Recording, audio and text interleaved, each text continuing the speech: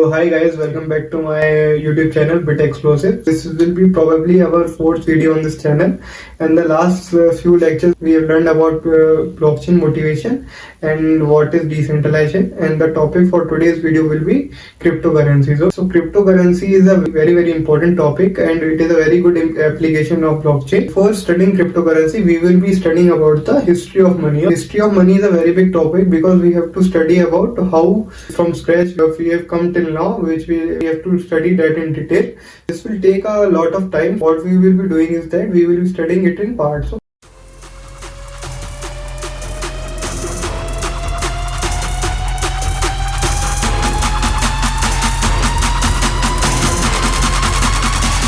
So this will be probably the first part of this video, and I will prepare 2-3 more parts of this video because I wanted to try to give you as much knowledge as I can give on the topic history of money and cryptocurrency, because it is a very important topic. It will develop an interest in your mind regarding the cryptocurrency which are there, like Bitcoin, Ethereum, and you will be able to understand everything in very detail. Okay, so to start with, let's start with the today's topic, cryptocurrencies, which is a very good application of blockchain. Let's to understand cryptocurrency, we have to go back in time. Let's start when there was no money. What was the medium of transaction between the people? So I think everyone has heard about the barter system. So in the old times, barter system was used as a medium of exchange. I will try to give you an example of barter system. Let's say there are two parties, A and B. So A is having bread and B is having rice, and both wanted each other goods. So the thing is that A wanted rice from B and B wanted bread from A.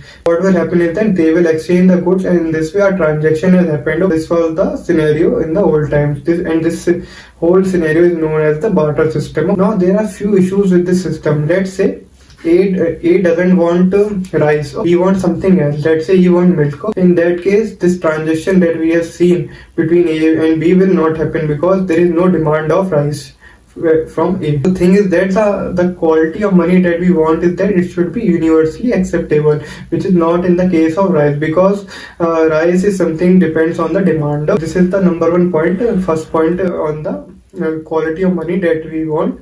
Another thing is that so rice can go bad as well. Let's say what A did is that even though he doesn't want rice from B, he took it because he thought that he will keep the rice for some time and then he will trade it off with something else. So let's say A took rice from B and B got bread from A. Now A has rice, so now he wanted to exchange this rice for milk. Let's say there is some third person who wanted to have rice and in exchange of milk. Say A and C are two persons. A took milk from C and A gave rice to C. So this is another transaction which is taking place.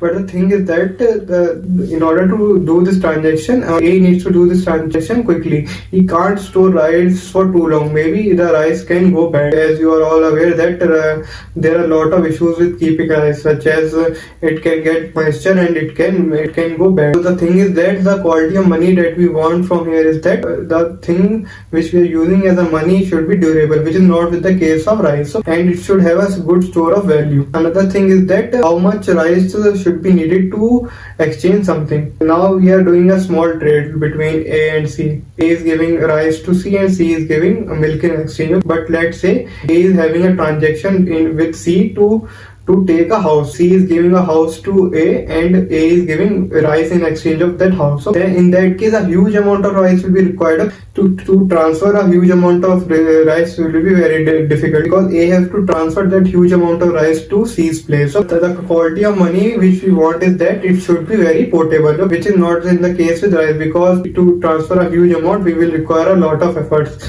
and we don't want extra efforts to be done. The quality which we want from here is that the money should be portable. Let's move forward. Another thing is that all the quality of rice are not similar. Let's say A had a trade with B, so A got rice from B and B got bread. Now while making a transaction with C for those rice, C will need to judge the quality of the rice. So all quality of rice is not similar. Let's say one quality is basmati, another quality is not basmati, and another thing is that one type of rice is long grain, another type of rice is short grain. These are few differentiating point between different type of rice. So this makes rice not fungible. So what is fungibility? It is a property which says that we should be able to exchange one unit of substance with the similar another unit of the same substance. So let's say we have a one quality of rice, we should be able to exchange it with the another quality of the same rice. So but this is not the case because qualities are different. Another thing is that we should be able to exchange one quality of rice with the similar quality of the rice,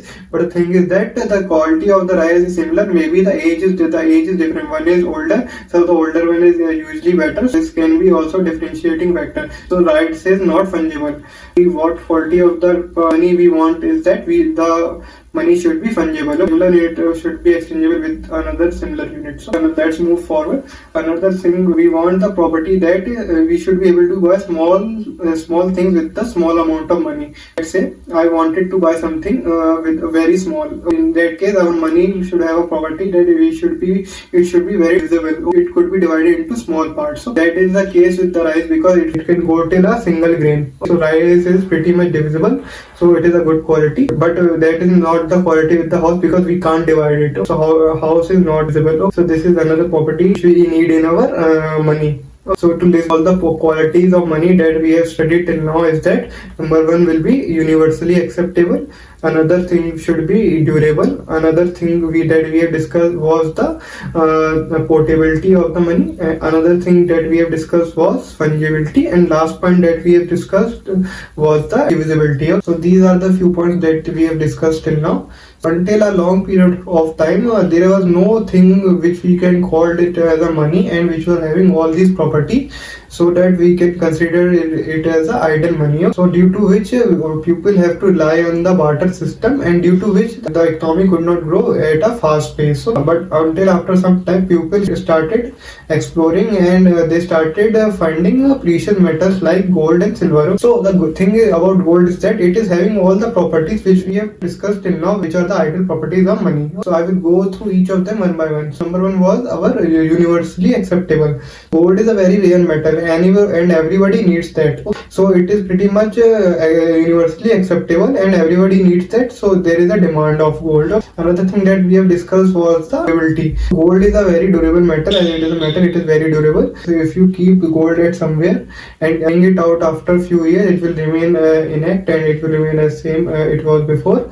Another thing which we have studied about property of money was the fungibility. The thing is that if we have 1 kg of gold and if we exchange another kg of gold, we will be able to do that. They will be exactly similar, considering that the carats of both the gold is similar. Both should be like say 22 carat or 24 carats. The carat of both the gold should be same, and so in that case the gold is fungible as well. Another thing that we have discussed about property of money was the portability. Gold is pretty much portable because if you keep a small amount of gold in your pocket, you will be able to, let's say, with that small amount of gold, you will be able to buy a whole house because the price of gold is very high. And then the last point that we discussed about money was the divisibility. Gold can be divisible up to very small units until an atom. So gold is pretty much divisible as well. Gold satisfies all the properties that we have seen before as the quality of money, and along with gold, silver also satisfy all these properties. Gold and silver were considered for a long time as the standard for money. Around 600 BC, that was the first time when people starting using gold and silver as a form of money. It was the time period of Kingdom of Linda, which is currently in Turkey. So what lindens are the people of Linda are called lindens. What they discovered is that on the riverbed they found a precious metal which was called electrum, which is basically a mixture of gold and silver. What they did is that they bring that raw material to their kingdom and they started melting that metal and start creating gold coins out of that and started stamping those gold coins. So a question arises over here is that what is the reason of melting those raw metal into coins? Why they didn't use the metal directly as a source of exchange? So the thing is that if they are using electrum directly as a source of exchange or as a source of money, then everyone need to keep a weighing scale with them to measure the quantity of the electrum. Another thing was they need to have a very good knowledge in judging the metal. quality of the metal, because that is also a differentiating factor to judge the price of something. Basically, the stamp which was there on the coin represent the quality and the quantity of metal used in the coin. Metal means the electron used in the coin. Forming the coin and stamping it with the quality and quantity has two advantages. Now everyone can trade those coins directly based on the stamp which is present. Everyone don't need to have a weighing scale with them to judge the quantity of the metal. So in that way, the trade between peoples become very easy using these coins. So this was the initial root of money which we are using in today's world. This was the history of money, and if we go further in history, around first few centuries at the time AD, this was the time after the Christ. So at that time, Roman Empire was expanding at a very large speed. What did the government of Rome wanted is that they wanted money, because they wanted money for building roads, big roads, and feeding their soldiers and providing them the wages. But the issue with this is that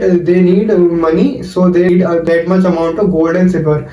But the thing is that gold and silver can't be minted out of thin air. They need to mint it from some place. But that is a very tedious task. What the king of the Romanian Empire thought is that why not to dilute the coins? So we were using silver and gold coins at that time. Why not to dilute the coins? Dilute means mixing something like copper something with the gold and silver coins. That will dilute, and we can mint a more number of gold and silver coins after dilution. The king thought it is a very good idea, and we can now produce as much money as we can. We can just dilute the gold and silver coins and bring in more and more money. We can now build roads and feed our soldiers with that money. But the thing is that this whole dilution of the coins backfired. The thing is that whenever government tries to do something like dilution, it is always having a negative effect, and what the negative effect was the inflation. Inflation rise very quickly. Inflation basically means as the price of everything rise. Now to control this inflation, king of the empire, what he did is that he imposed some laws and rules. Okay, that something cannot be above a fixed price. So let's say someone is selling bread, he cannot sell above some fixed price. So if he tries to sell it above that fixed price, then he will be sued. So the thing is that now what the people did, instead of decreasing the price, they stopped producing bread. The thing is that if the cost of production is more than the cost of selling, then nobody will be willing to create some product like bread or something. This was the reason why the Romanian Empire collapsed. The whole reason was the idea of dilution the coins, which has increased the inflation and which has finally resulted in the collapse of the Romanian Empire. All the scenario which we have discussed about Romanian Empire was the Western Romanian Empire. Romanian Empire was divided into two parts. One was the Western Romanian Empire, which was collapsed, and another was the Eastern Romanian Empire. So Eastern Romanian Empire was also called the Byzantine Empire, and the quality of the Eastern Empire was using something called as the Redius. So Redius was basically a gold coin which was very much acceptable between the peoples of the Eastern Romanian, and also between the neighboring countries. The Solidus coin has balanced the economy very well, and it was able to stabilize the economy of the Eastern Romanian Empire and to control the inflation, due to which Eastern Romanian Empire was there till 1500 AD. That was a very long period of time. And if we talk of the Western Empire, which has diluted the coin, it was collapsed within few centuries. This was the property of gold which we have seen from the very past, and that's why gold was considered as the standard of the money. So we will be discussing more about all these scenarios which we have discussed about history of money in very detail in our next lecture as well. Just to give you a brief, what we'll be discussing about the next lecture is that we will be discussing about a very famous person named Isaac Newton. So we know Isaac Newton about his theory of relativity, laws of motion, and whatnot, gravity, but he has done something more than that, and which is not known by everyone. So what Newton has done is that he has discovered something which is called as the gold standard, and we will be discussing about the gold standard in our next video, okay, which is a very interesting topic and which was the building block of the current money. We will be discussing that in our next video. Up till then, please subscribe to my channel. Thank you and have a nice day.